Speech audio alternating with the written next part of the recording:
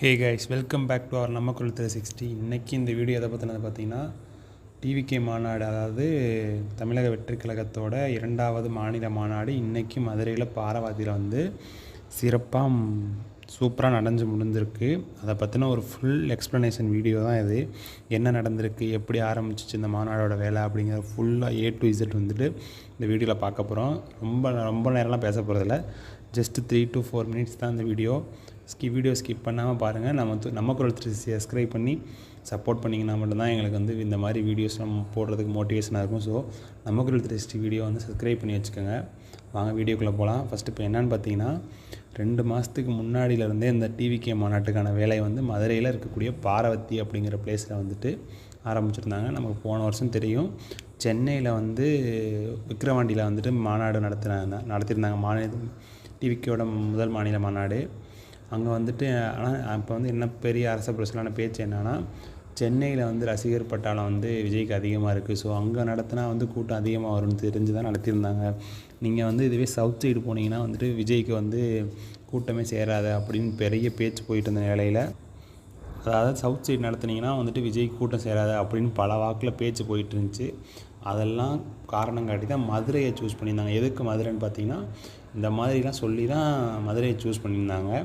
அது மட்டும் இல்லாமல் மதுரையிலேருந்து திருச்சியிலேருந்தும் பார்த்தோன்னா ஆல் ஓவர் தமிழ்நாடு ஃபுல்லாக வந்து 4 to 5 ஹவர்ஸில் வந்துட்டு ட்ராவல் ஜர்னி அவ்வளோ தான் இருக்கும். மதுரைக்கும் திருச்சிக்கும் பக்கத்தில் வந்துட்டு எந்த தமிழ்நாட்டில் உள்ள எல்லா பக்கம் கன்னியாகுமரியிலேருந்து இங்கிட்டு எல்லா பக்கம் வரையும் 4 to 5 ஹவர்ஸில் போயிட்டு வந்துடலாம் அப்படிங்கிற ஒரு காரணத்தை காட்டி சென்ட்ரல் பிளேஸை வந்து சூஸ் பண்ணியிருந்தாங்க. அதுவும் சவுத்தில் இருக்கக்கூடிய பிளேஸ்னால்.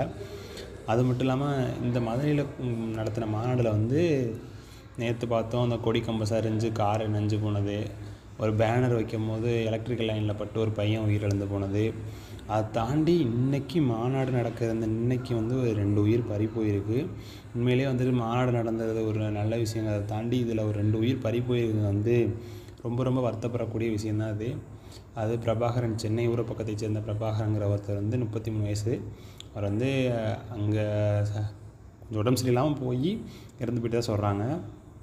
அடுத்து இன்னொரு பையன் வந்து சின்ன பையன் தான், வெறும் 18 வயசு, ரோஷன்கிற ஒரு பையன் வந்து நீலகிரி மாவட்டத்தை சேர்ந்த பையன். அந்த பையனுக்கு மூச்சு திணறல் ஏற்பட்டிருக்கு. மூச்சு திணறல் ஏற்பட்டு முதலுதவி செய்யப்பட்டு அவங்க ஊருக்கு ஆம்புலன்ஸில் அழைச்சிட்டு போயிட்டு இருக்கப்பவே திரும்ப மூச்சு திணறல் வந்து இறந்து போயிட்டாப்புல. இது ஒரு பெரிய வருத்தமான விஷயந்தான். நம்ம சரி தளபதி என்ன பேசியிருக்காங்க அப்படிங்கிறத பார்த்துடலாமா, டிவிக்கு தலைவர் வந்து என்ன பேசியிருக்காரு அப்படிங்கிறத பார்த்துடலாமா. ஃபஸ்ட்டு வந்துட்டு அவர் எப்பவும் போல் அவங்க ரசிகர்களோட அவங்க தொண்டர்களோட வணக்கத்தை சொல்லி ஆரம்பிச்சுட்டு நமக்கு நேரடி எதிரியான டிவிகேவுக்கு நேரடி எதிரியானது டிஎம்கே தான் அப்படிங்கிறத வந்து தெளிவாக ஃபஸ்ட்டு பாயிண்ட்டாகவே அடிச்சிட்டாரு. அதை தாண்டி அவர் என்ன சொல்கிறாரு பார்த்தீங்கன்னா, எனக்கு மதுரைன்னு சொன்னோன்னே ஃபஸ்ட்டு ஞாபகம் வரக்கூடிய விஷயம் என்னென்னு பார்த்தீங்கன்னா, ஃபஸ்ட்டு ஒன்று எம்ஜிஆர் வந்து அந்த காலத்தில் ஃபஸ்ட்டு வந்து மதுரையிலேருந்து தான் ஆரம்பித்தார் அவரோட அரசியல் கெரியரையே. அவர் அரசியல் கெரியர் அங்கேருந்து ஆரம்பித்து தான் அவரோட உச்சத்துக்கு போனார்.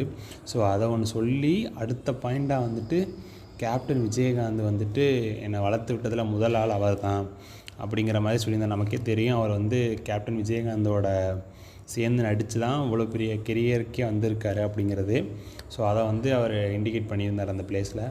அதை தாண்டி வந்துட்டு என்னோடய நேரடி எதிரியான டிவிகேவுக்கு நேரடி எதிரி டிஎம்கே தான் அப்படிங்கிற மாதிரி வேறு எந்த கட்சியும் கிடையாது, போட்டியே 2 பேர்த்துக்கு நடுவுக்குள்ள தான் அப்படின்னு வந்துட்டு நிறைய இடத்துல பாயிண்ட் அவுட் பண்ணியிருந்தார். இன்றைக்கி ஹேஷ்டாக்காக போகக்கூடிய வந்து அங்கிள் அப்படிங்கிற ஒரு வேர்டை யூஸ் பண்ணியிருந்தார். டிவிகேயில் வந்துட்டு இப்போ டிஎம்கேயில் எப்படின்னா ஸ்டாலின் சார் இருக்காங்கள்ல, அவங்கள வந்துட்டு எல்லாம் ஐயான்னு கூப்பிட்ற வேலை, அப்பான்னு கூப்பிட சொல்லியிருந்தாங்கல்ல, அதை வந்துட்டு இவர் அங்கிள், நீங்கள் அப்பா கிடையாது அங்கிள் அப்படின்னு சொல்லி அவர் கலாச்ச மாதிரி ஒரு இதில் போட்டு அது இன்றைக்கி தமிழ்நாடு ஃபுல்லாகவே ஒரு ஹேஷ்டாக்காக போயிட்டுருக்கு. அது மட்டும் இல்லாமல் பாஜக தான் வந்து பாசிசம் அப்படிங்கிற ஒரு ஆல்ரெடி போன மாநாட்டிலே இது வந்து பெரிய ட்ரெண்டான வேர்டு தான், திரும்ப அதை வந்து யூஸ் பண்ணியிருக்காரு. அது மட்டும் இல்லாமல் இப்போ இந்த மாநாட்டோட மோட்டிவ் என்ன, கொள்கைகளை அவர் என்ன சொல்லியிருந்தாருன்னு பார்த்தீங்கன்னா, இப்போ சில கட்சிகள்லாம் வந்துட்டு நாங்கள் வந்தால் ரோடு போடுவோம், பாலம் கட்டுவோம், ஃப்ரிட்ஜ் போடுவோம் அதுன்னு சொல்லிகிட்டு இருப்பாங்கள்ல. இவர் என்ன சொல்லியிருக்காருன்னு பார்த்தீங்கன்னா, பெண்களோட பாதுகாப்பு, அது மாற்றுத்திறனாளிகளுக்கான பாதுகாப்பு, இந்த மாதிரி ஒரு சென்டிமெண்ட்டான விஷயங்களை வந்து நிறையா பேசியிருந்தாங்க. அது மட்டும் இல்லாமல் வந்துட்டு சில எம்ஜிஆர் பாட்டெல்லாம் பாடி ஒரு மாதிரி அவர் லாஸ்ட்டு 15 நிமிஷம் ஃபுல்லாகவே டிஎம்கேவை டார்கெட் பண்ணி வந்துட்டு ஒரு லெஃப்ட் அண்ட் ரைட்டு வாங்கிட்டாருன்னே வச்சுக்கலாமே. அந்த மாதிரி வந்துட்டு டிஎம்கேவை போட்டு வாங்கன்னு வாங்கியிருந்தார். அவங்க ரசிகர்கள் வந்துட்டு பெரிய அளவுக்கு, அதாவது எதிர்பார்த்த அந்த அளவுக்கு நடந்துருச்சு. என்னென்னலாம் தளபதி பண்ணுவார் பேசுவார்னு நினச்சிட்டு இருந்தாங்களோ அந்த அளவுக்கு நடந்துருச்சு. இது வந்துட்டு நான் சொல்லலை, இது வந்துட்டு அந்த வீடியோவில் அவர் பேசுனதோட டேட்டா வச்சு நான் அனலைஸ் பண்ணி பேசக்கூடிய வீடியோ தான். நான் ஒன்றும் டிஎம்கேவுக்கோ டிவிகேவுக்கோ சப்போர்ட் பண்ணி பர்சனலாக பேச கிடையாது. அந்த வீடியோவோட கிளிப்ஸை வச்சு தான் நான் பார்த்து பேசியிருக்கேன். இந்த மாதிரி இன்ஃபர்மேட்டிவான கண்டென்ட் தெரிஞ்சுக்கணும்னு நினச்சிங்கன்னா நம்ம குரல் 3 சப்ஸ்கிரைப் பண்ணி நம்ம சேனல் சப்போர்ட் பண்ணிங்கன்னா மட்டும்தான் அடுத்தடுத்து வீடியோ போகிறதுக்கு மோட்டிவேஷனாக இருக்கும். தேங்க்யூ ஃபார் வாட்சிங் திஸ் வீடியோ.